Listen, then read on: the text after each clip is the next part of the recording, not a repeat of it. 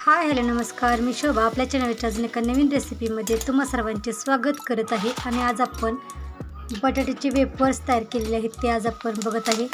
तर अतिशय साध्या आणि सोप्या पद्धतीने आपण मुलांना खाण्यासाठी बटाट्याचे वेफर्स तयार केलेले आहेत ते आज आपण बघणार आहे. बटाट्याचे वेफर्स तयार करण्यासाठी आपण या ठिकाणी 5 किलो बटाटे घेतलेले आहेत. तर बटाटे पहिल्यांदा आपण स्वच्छ धुवून नंतर त्याची वरची साल काढून बटाटा आहे तो आपण वेफर्सच्या किसणीने किसून घेणार आहे. तर वेफर्सच्या किसणीला एका बाजूला डिझाईनने वेफर्स तयार केले जातात तर आणि दुसऱ्या बाजूला प्लेन पद्धतीने वेफर्स तयार केले जातात. तर आपण दोन्ही पद्धतीने वेफर्स पाडून घेणार आहे. आणि वेफर्स आपण मोठ्या टबमध्ये पाणी घालून पाडून घेतलेले वेफर्स आपण टाकलेले आहेत आणि त्यामध्ये आपण थोडासा त्रुटीचा खडा आहे तो फिरवून घेतलेला आहे. तर वेफर्सच्या दुसऱ्या बाजूला प्लेन पद्धतीने वेफर्स आहेत ते तयार केले जातात. तर आपण जास्त प्लेन पद्धतीनेच वेफर्स तयार करणार आहे.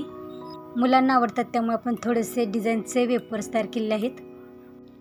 पाडून घेतलेले वेफर्स आपण धुवून घेतलेले आहेत आणि त्यातील पाणी आहे ते आपण टाकून देऊन त्यामध्ये दुसरे चांगले पाणी घेऊन वेफर्स आपण रात्रभर असेच पाण्यामध्ये भिजत ठेवले होते. त्यामध्ये आपण थोडासा त्रुटीचा खडा आपण पाण्यामध्ये फिरवून घेतला होता. रात्रभर पाण्यामध्ये वेफर्स आपण असेच भिजत ठेवले होते. आता हे दुसऱ्या दिवशी वेफर्स शिजवण्यासाठी घेतलेले आहेत.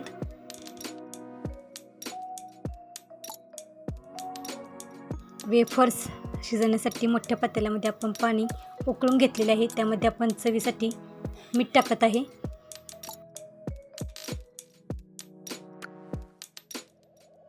थोडासा यामध्ये तुरटीचा खडा टाकत आहे. उकळून घेतलेल्या पाण्यामध्ये आपण वेफर्स शिजण्यासाठी टाकत आहे. 8 ते 10 मिनिटे आपण उकळत्या पाण्यामध्ये वेफर्स शिजवून घेणार आहे. आणि शिजवून घेतलेले वेफर्स आपण बाजूला काढून घेतलेले आहेत. आणि त्याच गरम पाण्यामध्ये आपण आता हे प्लेन केलेले वेफर्स आहेत तेही शिजवून घेणार आहे. तर जास्त पण आपल्याला वेफर्स शिजवायचे नाही आहेत. तर आपण 8-10 मिनिटे वेफर्स आहेत ते शिजवून घेतलेले आहेत.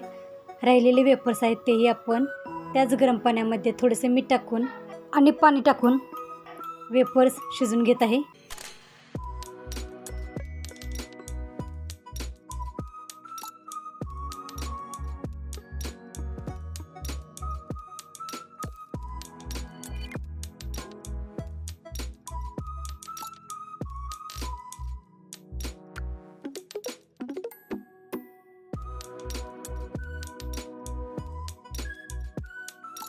शिजवून घेतलेले वेफर्स एका चाळणीमध्ये पाणी नितळण्यासाठी ठेवले होते आणि पाणी नितळल्यानंतर अशा पद्धतीने सुकत घातलेले आहेत. वेफर्समधील पाणी नितळल्यानंतर एका चादरीवरती वेफर्स आहेत ते अशा पद्धतीने एक एक करून पसरून वाद घातलेले आणि एका दिवसातच वेफर्स आहेत ते चांगले खडखडीत सुकले होते.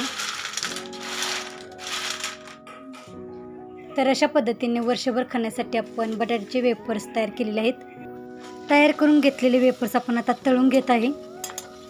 तर अशा साध्या आणि सोप्या पद्धतीने आपण बटाट्याचे वेफर्स खाण्यासाठी तयार केलेले आहेत.